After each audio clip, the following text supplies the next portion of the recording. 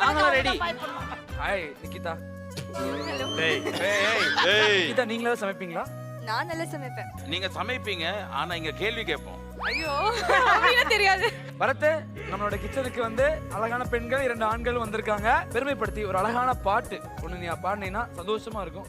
விடிந்தாலும் வானம் இருள் பூச வேண்டும், மடி மீது சாய்ந்து கதை பேச வேண்டும், முடியாத பார்வை நீ வீச வேண்டும், முழு நேரம் என் மேல் உன் வாசம் வேண்டும், இன்பம் இதுவரை நாம் போவோம் அதுவரை நீ பார்க்க பார்க்க காதல் கூடுதே.